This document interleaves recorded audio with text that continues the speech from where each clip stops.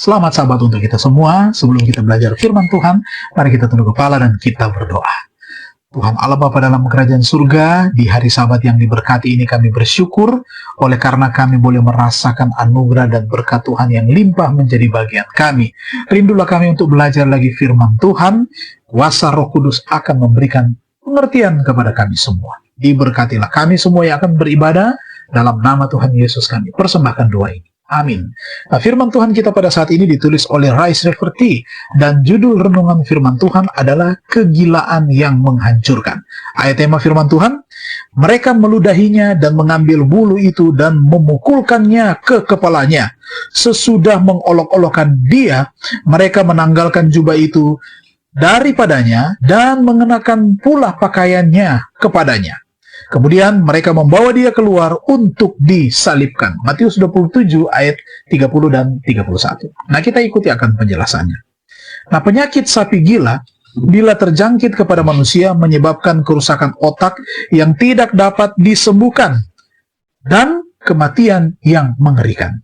Itu sebabnya mengapa pihak berwenang menyembelih jutaan ternak yang berpotensi menular di negara Inggris tahun 1996.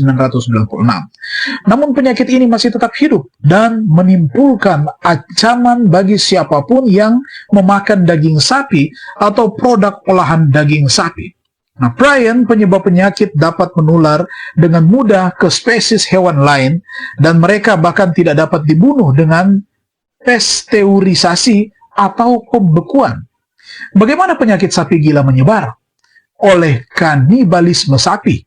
Proses mengubah bentuk, mengambil sisa-sisa hewan yang disembelih yang tidak dapat dimakan, termasuk hewan peliharaan yang mati atau yang mati tertabrak di jalan, menggiling dan memasakkannya menjadi percampuran yang tidak teridentifikasi. Makanan ini diberikan kepada sapi potong dan sapi perah sebagai suplemen protein untuk meningkatkan produksi daging sapi dan susu. Manusia mendapat CGD atau bentuk varian manusia dengan memakan bagian ternak yang terinfeksi, otak, sumsum tulang belakang, usus, dan sumsum tulang, atau mungkin dengan meminum susu yang terinfeksi. Brian, suatu protein tempat atau tanpa materi genetik, tidak memicu antibodi spesifik. Oleh karena itu, sistem kekebalan tubuh tidak mengenalinya sebagai musuh. Sumber makanan manusia yang paling mungkin terkontaminasi antara lain sosis, hotdog, dan daging giling atau daging berlabel dipisahkan secara mekanis. Satu-satunya sapi yang dapat dengan aman Anda asumsikan tidak memakan produk dari sisa-sisa hewan adalah sapi organik bersertifikat atau yang harus katanya diberi pola makan nabati. Hati-hati, penyakit ini bisa terdeteksi selama bertahun-tahun dan tidak ada tes yang bisa dilakukan untuk mendeteksi hewan yang terinfeksi sebelum mereka mati. Itu sebabnya ini sangat menakutkan. Saya bertanya-tanya, berapa lama Brian, dosa, dan pemberontakan ada dalam diri Lucifer sebelum terungkap dengan sendirinya? Nah, Tuhan bisa saja menghentikannya sejak awal.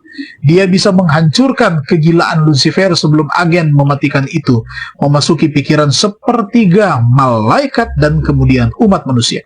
Namun, dia tidak melakukannya. Dosa harus dibiarkan berjalan dengan sendirinya. Dia tidak melakukannya sampai kejahatan berkembang sedemikian rupa sehingga itu membunuh anak Allah. Barulah makhluk ciptaan di alam semesta benar-benar memahami sifat buruknya dan mengabdi kepada Anda oleh karena kasih bukannya paksaan. Saudara-saudara, renungkan tentang Kalvari. Bagaimana perasaan Anda tentang Allah yang menghargai kebebasan pilihan Anda sedemikian rupa sehingga dia mengizinkan orang-orang itu membunuh anaknya daripada memaksa mereka tunduk? Nah, inilah yang perlu kita renungkan bersama. Mari kita tunduk kepala dan berdoa. Terima kasih Tuhan, kami diberkati hingga pada hari Sabat ini. Kami mau serahkan seluruh kehidupan kami ke dalam tangan kasih Tuhan, bahkan perbaktian kami pada sepanjang Sabat ini. Hormat dan kemuliaan hanyalah bagi nama-Mu. Dalam nama Tuhan Yesus kami persembahkan doa ini. Amin. Selamat Sabat, Tuhan memberkati kita semua.